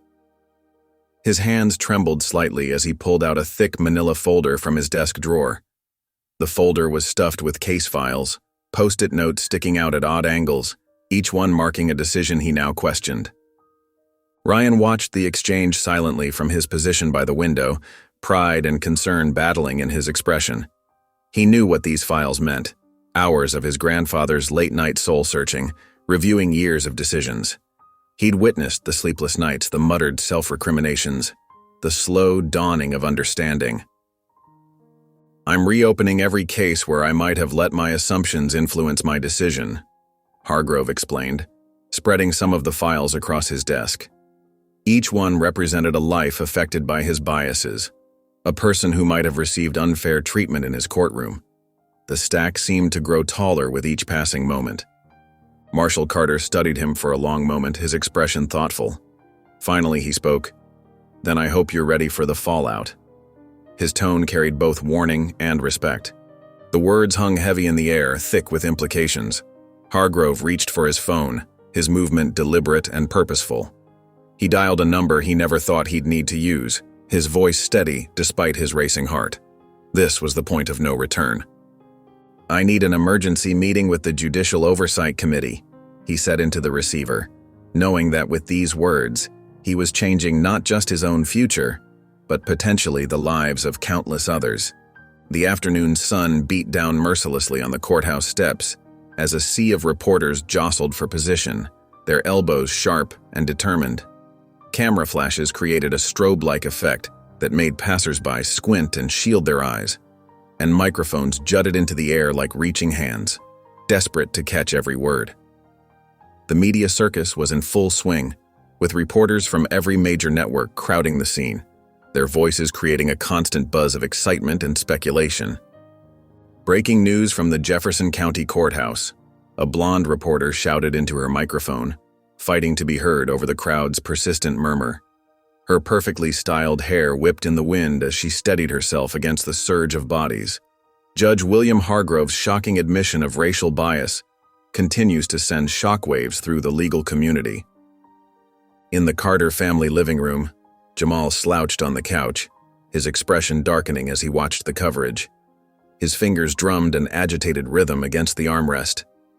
Jasmine sat cross-legged beside him, scrolling through her phone with intense focus while Monica perched on the edge of the armchair, a newspaper spread across her lap, its pages crinkling with each movement.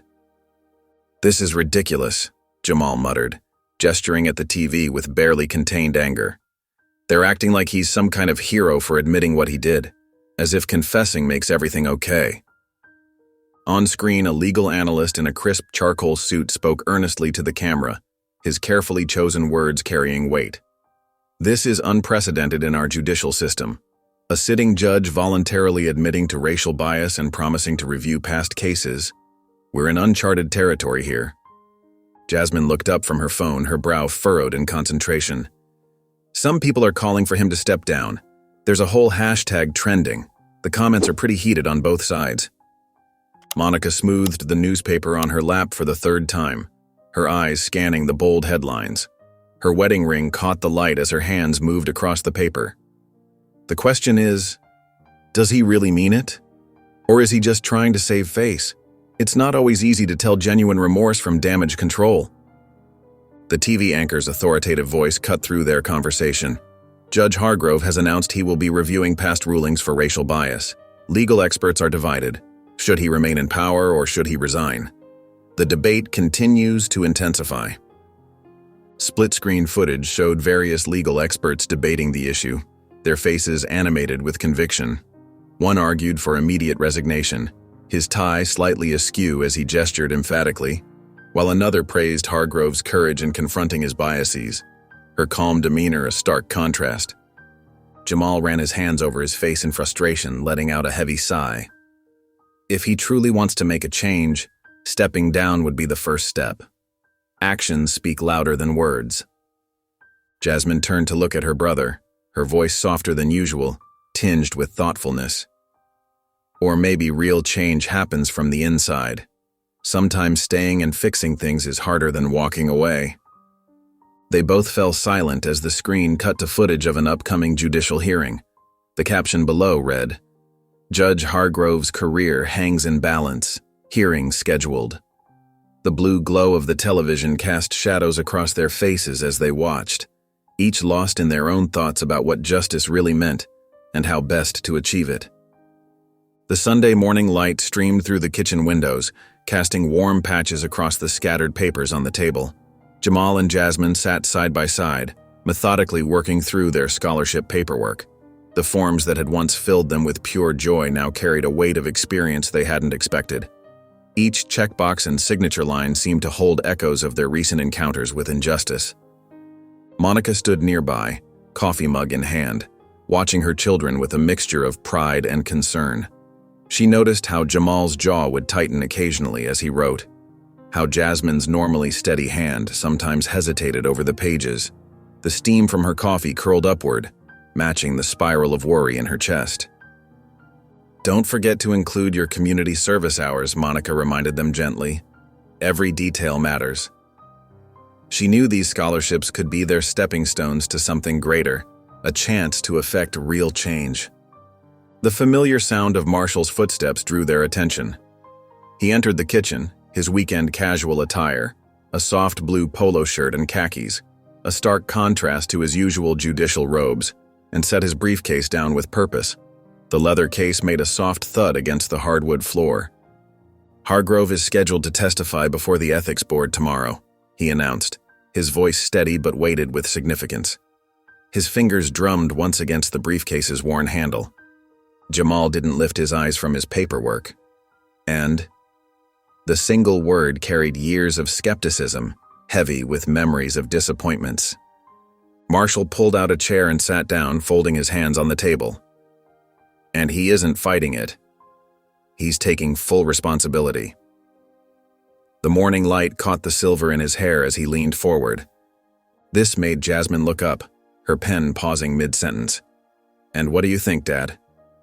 Her voice was soft but curious, her eyes searching his face for clues. Marshall's shoulders settled as he considered his response.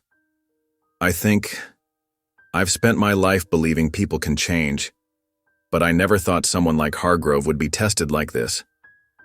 His words carried the weight of decades on the bench, watching both redemption and regression. "What if he's only doing it because he got caught?" Jamal's question cut through the air, sharp and direct, his pen tapping against the table in frustrated rhythm. Marshall leaned forward slightly. "That's the thing about accountability. It doesn't matter why you start. It matters if you follow through." His tone held the patience of a man who'd seen justice work its slow, imperfect path. The twins exchanged a look, one of those silent conversations that only siblings who've shared every life experience could have. Their father's unwavering belief in redemption had always seemed naive to them, but now they weren't so sure. Something had shifted in their understanding. Jasmine set down her pen deliberately, the small sound somehow filling the kitchen. "If he actually follows through, I'll believe it." Her words held a careful balance of doubt and possibility. Jamal said nothing, but his silence had lost its earlier edge. He returned to his paperwork, his movements less tense than before. The morning sun continued to warm the kitchen, and the family settled into a thoughtful quiet, each processing their own version of hope and skepticism. Outside, a gentle breeze stirred the leaves, nature's reminder that change was always possible. The evening news cast blue shadows across the Carter family's living room, the flickering light dancing on the walls like a silent movie. Jamal sprawled on the couch, his legs stretched out and one arm tucked behind his head, while Jasmine sat cross-legged in the worn leather armchair, her phone in hand. Monica perched on the edge of the sofa, her eyes fixed on the TV screen, fingers absently twisting her wedding ring. The news anchor's crisp voice filled the room. Breaking news tonight in the ongoing story of Judge William Hargrove. In what many are calling an unprecedented move, the judge has formally requested an independent committee to review his past rulings for potential racial bias. This decision comes after weeks of mounting public pressure. Jamal let out a harsh laugh, his jaw tightening. Unbelievable. The anchor continued, her professional demeanor unwavering. Additionally, sources confirm that Judge Hargrove will serve as a legal advocate for racial justice reform within the judiciary system. The judge has pledged to work closely with civil rights organizations. "Look at this," Jasmine said, holding up her phone, the screen's glow illuminating her face. "Social media is split. Some people think he's just trying to save face, while others believe he's genuinely trying to change the system. The comments are getting pretty heated."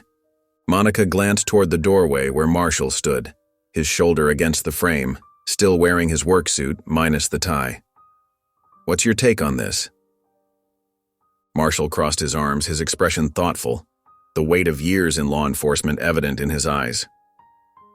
"I think the hardest part isn't making the decision. It's sticking to it when no one's watching. That's what separates real change from empty promises." "I still don't trust him," Jamal said, shaking his head, his fingers drumming restlessly against the couch arm. "One press conference doesn't erase what he did." "Words are cheap." Jasmine lowered her phone to her lap, her voice measured and calm. "Maybe we're not supposed to trust him. Maybe he's supposed to prove himself first. Actions speak louder than words, right?" The TV screen changed to show Judge Hargrove standing at a podium, cameras flashing around him like lightning in a storm. His face remained unreadable as reporters shouted questions, his knuckles white as they gripped the podium's edges. Jamal and Jasmine exchanged a final glance, both knowing this was far from over. This was just the beginning of a long journey toward justice. The Carter household dining room gleamed under soft lighting, the table set with their best china and silverware. Crystal glasses caught the light and sparkled, while the aroma of Monica's signature roast chicken wafted through the air. Judge William Hargrove sat stiffly at one end, his shoulders tense beneath his tailored suit.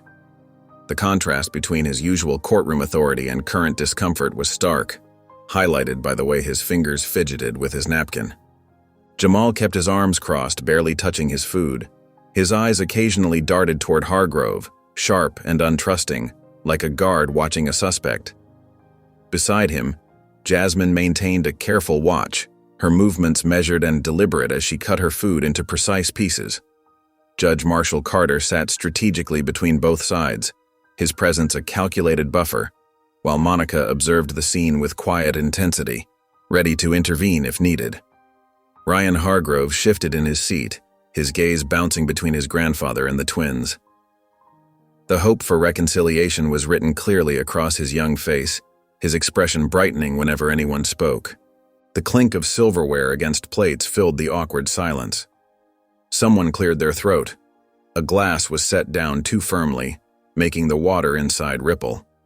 The tension grew thicker with each passing moment, hanging in the air like storm clouds before rain. Finally, Hargrove cleared his throat. His voice came out softer than anyone had ever heard it, almost vulnerable. "I don't expect forgiveness." Jamal remained stone-faced, but Jasmine's eyebrows lifted slightly, her fork pausing halfway to her mouth. "Then why are you here?" she asked, her tone more curious than hostile. Hargrove released a heavy sigh, his shoulders dropping slightly, the weight of years visible in his posture. "Because I need to face what I've done." "And what exactly have you done?" Jamal's voice cut through the air like ice, each word precise and cutting. Hargrove lifted his eyes, meeting Jamal's gaze directly. There was no trace of his former courtroom arrogance as he spoke, just raw honesty in his weathered face. "I let the law become my excuse for failing as a human being." The words landed in complete silence. Even the sound of silverware stopped. No one had expected such raw honesty from the usually stern judge. Monica's hand found her husband's under the table, squeezing gently. After what felt like an eternity, Jasmine broke the silence. "I still don't trust you." Her words were firm, but not unkind. Hargrove nodded, accepting her words without defense. "That's fair." He paused before adding, his voice steady. "But I trust you'll keep me accountable." A slight smirk crossed Jamal's face, the first crack in his stern facade. "Oh, you can count on it." For the first time that evening, Hargrove chuckled, a genuine, humbled laugh that acknowledged the long road ahead. The sound seemed to lighten the air just a fraction, like the first ray of sun breaking through clouds. The Carter family's dining room gleamed under soft lighting, but the atmosphere was heavy with unspoken tension. Judge William Hargrove sat at one end of the table, his normally commanding presence diminished by his obvious discomfort. His weathered hands rested uncertainly on the pristine tablecloth as Monica passed around dishes of steaming food that no one seemed eager to touch. The gentle clink of china echoed loudly in the strained silence. Jamal kept his arms firmly crossed, his dark eyes fixed on Hargrove with unwavering intensity, jaw clenched tight enough to show the tension in his neck. Beside him, Jasmine sat quietly, her fingers absently tracing the pattern on her napkin, her usual composed demeanor masking deeper emotions. Ryan Hargrove shifted in his seat, glancing between his grandfather and the twins with nervous hope, clearly wanting to bridge a gap that seemed impossibly wide. The silence stretched until Hargrove cleared his throat. I appreciate you inviting me." His voice seemed smaller than usual, lacking its usual courtroom authority, almost lost in the vast space between them. Jamal's response was quick and sharp, cutting through the air like a knife. "We didn't invite you. Dad did." Judge Marshall Carter shot his son a warning look, but Jamal's expression remained defiant, chin lifted slightly in challenge. Monica continued serving food, her movements careful and deliberate, as she tried to maintain some semblance of normalcy, though her hands trembled slightly as she spooned out portions. Hargrove's shoulders slumped slightly, the starched collar of his shirt suddenly seeming too tight. "I understand why you don't want me here." "Do you?" Jasmine's voice was soft but pointed, breaking her silence for the first time that evening. Her words carried the weight of weeks of hurt and disappointment. Ryan watched his grandfather intently, waiting to see how he would handle the challenge in her words. The old judge seemed to shrink further into himself, but he kept his eyes on the twins, forcing himself to face their scrutiny. "I made a mistake," Hargrove said, his voice low and rough with emotion. "A grave one." Jamal leaned forward, his hands gripping the edge of the table until his knuckles whitened. "Which one? The part where you humiliated us? The part where you judged us without listening? Or the part where you were willing to ruin our futures?" The room fell completely silent. Even Monica's careful movements stilled, the serving spoon suspended midair. Marshall watched the exchange with measured attention, ready to intervene but allowing the moment to unfold, understanding the importance of this confrontation. Hargrove didn't bristle or defend himself as he might have done just weeks ago. Instead, he simply nodded, the weight of his actions visible in the new lines on his face, and said, "All of it." Jamal and Jasmine exchanged glances, their expressions unreadable, years of twin-born understanding passing between them in that single look.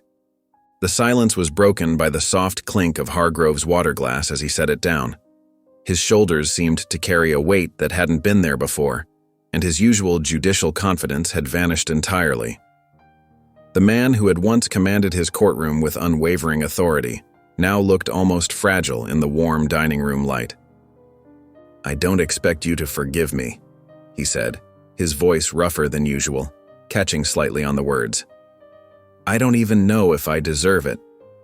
Jasmine looked up from her barely touched plate, studying him with the same analytical gaze she used when solving complex chemistry problems. Her fingers tightened almost imperceptibly around her napkin. "So then why are you here?" Hargrove met her gaze directly, something flickering behind his eyes. Perhaps regret. Perhaps fear. "Because I need to face this. Face what I did." He paused, his hands clasped tightly in front of him, knuckles white with tension. "I don't want to be the man I was in that courtroom, that man ... He swallowed hard. That man was wrong. Jamal let out a short, bitter laugh. "So you had a moment of guilt, and now you want redemption?" His voice dripped with skepticism, years of witnessing empty promises and hollow apologies evident in every word. The fork in his hand trembled slightly with suppressed emotion. "No." Hargrove's response came quickly, but his voice dropped to almost a whisper, heavy with meaning. "I want accountability." The word hung in the air like a physical thing, seeming to change the very atmosphere of the room. Ryan's eyes widened slightly, and even Marshall Carter seemed taken aback, his usual composed expression slipping. Monica's hand stilled over the serving dish she'd been reaching for, frozen in the moment's gravity. "Accountability?" Jamal repeated, his tone still sharp but tinged with something new. Curiosity, perhaps. A crack in his armor of anger. "Yes?" Hargrove nodded, his fingers drumming nervously on the tablecloth, betraying his discomfort.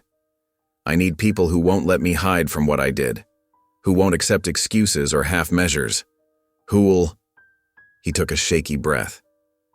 "Who'll hold me to the standard I should have held myself to all along." Jasmine set her fork down with deliberate care, her eyes never leaving Hargrove's face.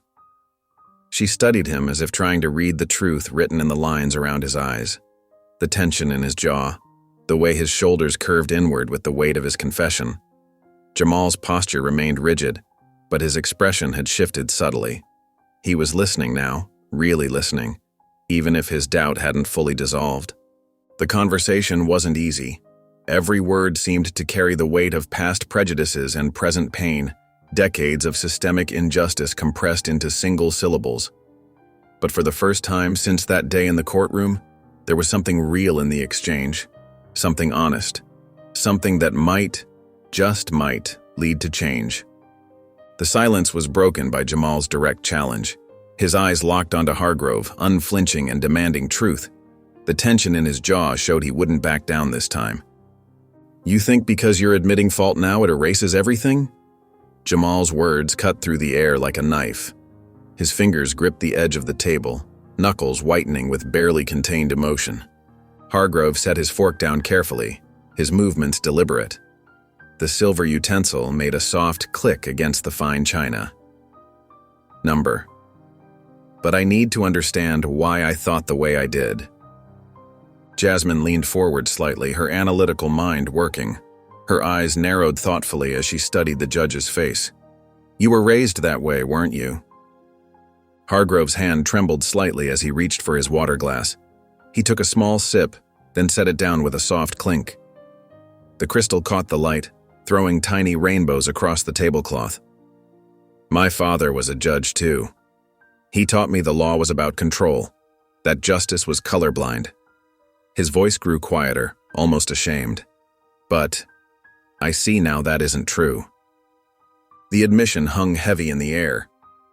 Marshall Carter watched silently as his children processed Hargrove's words, his own expression a careful mask of neutrality. Jamal's voice sharpened like steel. His dark eyes blazed with intensity. So what happens when you're not in the spotlight? Do you still see it then? The question seemed to hit Hargrove hard. His shoulders slumped slightly, and for the first time, he looked truly vulnerable. The carefully maintained facade of the stern judge cracked visibly. That's what I need to prove. Ryan, who had been quiet until now, straightened in his chair. His young face showed a maturity beyond his years. And I'll hold him to it. His voice carried a determination that made everyone at the table turn to look at him. The room fell quiet again, but something had shifted. The air felt different, heavier with the weight of truth, yet somehow clearer. The clink of silverware had stopped entirely. This wasn't just about one dinner. It was about what comes after, about the long road of actions that would need to match these words. Jasmine's fingers drummed against the polished dining table, her composed exterior finally cracking. The weight of everything that had happened, everything that could have happened, pressed down on her chest. You know what keeps me up at night, Judge Hargrove?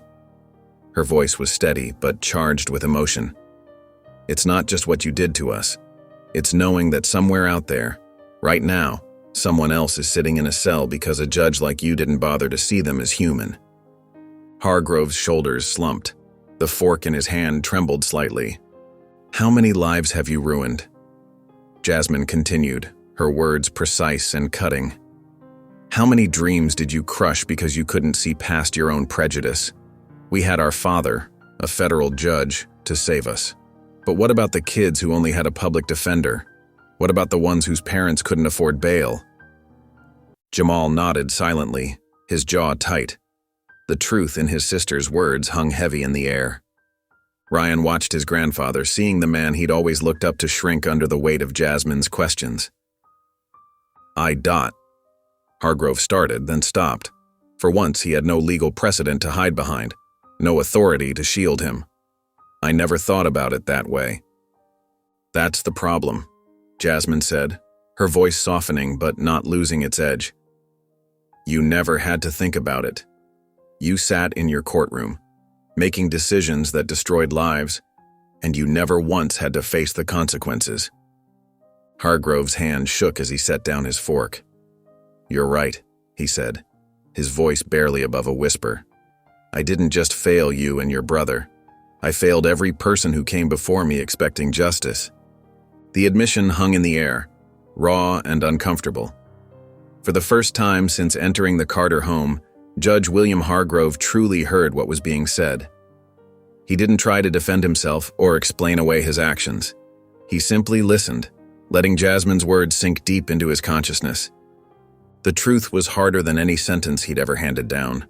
Room, making snap judgments, and went home to your comfortable life while people's futures crumbled in your wake. Monica reached for her daughter's hand, squeezing it gently. The pride in her eyes was unmistakable. Marshal Carter watched the exchange with careful attention, noting how his old colleague seemed to physically age with each word Jasmine spoke. You're right, Hargrove admitted, his voice barely above a whisper. I had power, and I wielded it carelessly. Worse than carelessly, I wielded it with prejudice. Jamal leaned forward, his eyes intense. So what are you going to do about it? I've started reviewing cases, Hargrove said, setting down his utensils. Every single one where my bias might have influenced the outcome. But that's not enough, is it? No, Jasmine said firmly. It's not. Ryan spoke up from his seat, his voice steady despite his nervousness. Grandpa, remember what you told me about justice when I was little? That it should be blind? Hargrove nodded slowly. But you weren't blind, Ryan continued. You saw exactly what you wanted to see, and now you need to see everything you missed. The silence that followed was deafening. Hargrove stared at his plate, his food untouched. The man who had commanded such authority in his courtroom now looked lost, stripped of his certainties. I can't undo what I've done, he finally said, looking up at the twins. But I can spend whatever time I have left trying to fix it. Not just my cases, the whole system. If you'll hold me accountable." Jasmine and Jamal exchanged a look. Their father had always taught them that true change started with acknowledgement of wrongdoing, but acknowledgement was just the beginning. "We will," Jamal said, his voice firm. "Every step of the way." Judge William Hargrove stood before the Judicial Committee, his hands clasped tightly behind his back to hide their slight tremor. The wood-paneled room felt smaller than usual, despite its impressive size. 5 senior judges sat elevated before him, their expressions ranging from skeptical to openly hostile. "Judge Hargrove," began Justice Eleanor Matthews, her silver hair gleaming under the fluorescent lights, "you're asking us to initiate an external review of over 200 cases you've presided over?" "Yes, Your Honor." Hargrove's voice carried clearly across the silent room. "Every case where I believe my personal biases may have influenced my judgment." From his position in the back of the room, Marshall Carter watched intently. His face remained carefully neutral, though his eyes never left Hargrove's rigid posture. "And you understand," continued Justice Matthews, "that this review could result in overturned verdicts, potentially even disciplinary action against you." "I do, Your Honor." Hargrove's voice remained steady. "And I will accept whatever consequences are deemed appropriate." A wave of whispers swept through the assembled crowd. In the gallery, Jamal leaned closer to Jasmine. "If he's acting, he deserves an Oscar," he muttered, though his usual edge of sarcasm seemed slightly dulled. Ryan Hargrove sat a few rows ahead, his shoulders tense as he watched his grandfather. His hands were clenched in his lap, knuckles white with anxiety.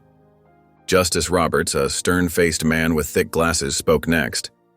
"In my 30 years on the bench, I've never seen a sitting judge volunteer for such scrutiny." "These circumstances are unprecedented," Hargrove acknowledged, "but necessary." The head of the committee, Justice Chen, studied Hargrove for a long moment before nodding slowly. "Very well. This committee will proceed with the review." As Hargrove stepped away from the podium, reporters burst into action, their questions overlapping in a cacophony of demands. Camera flashes lit up the room like lightning. Marshall Carter made his way through the crowd, meeting Hargrove at the bottom of the steps. Their eyes met, and Marshall's words cut through the chaos. "This is just the beginning." "I know," Hargrove replied quietly. From their seats, Jamal and Jasmine exchanged meaningful looks. They weren't ready to forgive, but for the first time they could see Hargrove was actually trying. Jamal stared at the cream-colored envelope on the kitchen counter, his fingers drumming against the marble surface. The heavy paper felt expensive, and Judge Hargrove's signature on the back seemed to mock him. Jasmine picked up her identical envelope, turning it over in her hands. "Well, this is new," Jasmine said softly, her eyes studying the careful penmanship. Monica stood nearby, her reading glasses perched on her nose as she watched her children examine their unexpected mail. The kitchen was quiet except for the gentle hum of the refrigerator. Jamal snorted, shaking his head. "He wrote us a letter? What, no press conference this time?" Jasmine shot him a look before carefully breaking the seal on her envelope. The paper made a crisp sound as she unfolded it. Her eyes moved across the page, and slowly, her expression changed. The hardness in her face softened just a fraction. "What does it say?" Monica asked, stepping closer. Jasmine cleared her throat and read aloud. "Jasmine, I see now that what you asked me that night was the hardest question of my life. How many others? I don't know the answer yet, but I am looking, and I will not stop until I find it." Jamal sighed heavily, finally picking up his own envelope. The paper felt heavy in his hands as he tore it open, less carefully than his sister had. His eyes scanned the words, his jaw tightening slightly. "Jamal, I have no doubt you will be a force for change. I only hope that when you sit in my seat one day, you will be fairer than I was." The kitchen fell silent again. Monica watched as her children processed the words, each lost in their own thoughts. After a moment, Jasmine folded her letter with careful precision, smoothing the creases with her fingertips. "I think he means it," she said quietly. Jamal exhaled, a sound somewhere between frustration and resignation. "Maybe." Without another word, he tucked his letter into his backpack. Not ready to forget, but not throwing it away either. The massive university auditorium buzzed with excitement, a sea of black caps and gowns stretching across the room. Jamal and Jasmine Carter stood together in line, their gold honor cords glinting under the bright lights. Their hands gripped their name cards tightly as they waited for their moment. Monica Carter dabbed at her eyes with a tissue while Marshall beamed from his seat, his chest swelling with pride. A few rows back, Ryan Hargrove waved enthusiastically at the twins, his own graduation cap slightly askew. In the very back of the auditorium, Judge William Hargrove sat quietly, his hands folded in his lap. He made no gesture, drew no attention to himself. He simply watched. "Jasmine Carter," the announcer's voice boomed through the speakers. Jasmine stepped forward, her head held high as she crossed the stage. The dean handed her the diploma, shaking her hand firmly. Jamal Carter came next, and Jamal followed his sister's path, accepting his diploma with a confident smile. Monica's tears flowed freely now as Marshall applauded, his eyes shining. The twins made their way through the crowd toward their family, their achievements finally real in their hands. Ryan caught up to them, slightly out of breath. "So," he asked, glancing between them, "what happens now?" Jamal's eyes drifted to where Judge Hargrove sat in the distance. His voice was measured when he spoke. "Now, we see if he really follows through." Jasmine took one final look at Hargrove before turning away. "It's not about forgiving him," she said firmly. "It's about making sure he never forgets." Jamal nodded in agreement.